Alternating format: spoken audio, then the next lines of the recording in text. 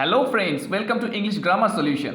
I hope you all are doing well and today I am going to translate some important sentences. এই ভিডিওতে আমরা গুরুত্বপূর্ণ 6টি টেন্সের ট্রান্সলেশন শিখব। আমি আশা করছি এই 6টি টেন্সের ট্রান্সলেশন যদি তোমরা শেখো তাহলে তোমরা 90% ইংলিশ বলতে পারবে। টেল মানে বলা। এখানে আমরা এই যে টেল শব্দটা নিয়েছি, এই টেল শব্দটা দিয়ে এতগুলো বাক্যের ট্রান্সলেশন শিখব। এখানে আমরা অ্যাক্টিভ থেকে প্যাসিভ করব না, আমরা শুধুমাত্র বাক্যগুলোর ট্রান্সলেশন শিখব। কিছু অ্যাক্টিভ ভয়েসের সেন্টেন্স নিয়েছি, কিছু প্যাসিভ ভয়েসেরও সেন্টেন্স নিয়েছি, এগুলোকে আমরা ট্রান্সলেশন শিখব। এখানে 6টি টেন্স ব্যবহার করা হয়েছে। এই 6টি টেন্স যদি তোমরা ভালো করে শেখো তোমরা 90% ইংলিশ বলতে পারবে। ফার্স্ট যে বাক্যটি আছে আমি বলি, আমি বলি, এটা simple present tense. Simple present tense এই বাক্যটিকে যদি আমরা ট্রান্সলেশন করি, আমি বলি আই টেল। আমি বলি, আমি বলছি আই অ্যাম টেলিং।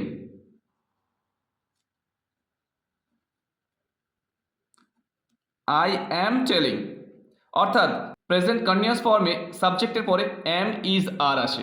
আই এর পরে অ্যাম আর থার্ড পারসন সিঙ্গুলার নাম্বার হলে ইজ, বাকি সব জায়গায় আর বসে। আমি বলেছি অর্থাৎ প্রেজেন্ট পারফেক্ট টেন্স, যে কাজটা সবেমাত্র কমপ্লিট হয়েছে। আই হ্যাভ টোল্ড, আমি বলেছি। আই হ্যাভ টোল্ড, আমি বলেছি। প্রেজেন্ট পারফেক্ট টেন্সে সাবজেক্টের পরে হ্যাভ অথবা হ্যাজ আসে এবং ভার্বের থার্ড ফর্ম আসে। আমি বলেছিলাম অর্থাৎ এটা হলো সিম্পল পাস্ট টেন্স, অতীতকালে কোনো একটা কাজ হয়ে গেছে। এখানে সাবজেক্টের পরে ভার্বের সেকেন্ড ফর্ম অর্থাৎ V2 আসবে। আই টোল্ড, আমি বলেছিলাম। আমি বলছিলাম, আমি বলছিলাম অর্থাৎ অতীতকালে কোনো একটা কাজ চলছিল। এই বাক্যটি পাস্ট কন্টিনিউয়াস টেন্সে আছে। প্রেজেন্ট কন্টিনিউয়াস টেন্সে সাবজেক্টের পরে অ্যাম ইজ আর আসে এবং পাস্ট কন্টিনিউয়াস টেন্সে সাবজেক্টের পরে ওয়াজ ওয়্যার আসে।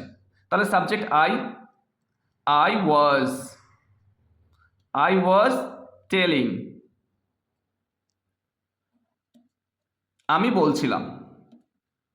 আমি বলবো অর্থাৎ ফিউচার টেন্স বোঝাচ্ছে, simple future. I will tell, আমি বলবো। সাবজেক্টের পরে শ্যাল অথবা উইল আসবে ফিউচার টেন্সে। আমরা এখানে 6টা বাক্য ট্রান্সলেট করলাম এবং একটি বোনাস, আমি বলতে থাকবো। I will be telling, I will be telling. আমি বলতে থাকবো। এখানে যে বাক্যগুলো নিয়েছি প্যাসিভ ভয়েসে, আমাকে বলা হয়, এখানে আমি বলি আই টেল, আমাকে বলা হয় I am told, I am told. আমাকে বলা হয়, আমাকে বলা হচ্ছে, এটা কিন্তু আছে সিম্পল প্রেজেন্টে। আমাকে বলা হচ্ছে অর্থাৎ বর্তমানে কোনো একটা কাজ চলছে, আমাকে কেউ বলছে। তাহলে সেক্ষেত্রে আমরা করব আই অ্যাম বিইং টোল্ড।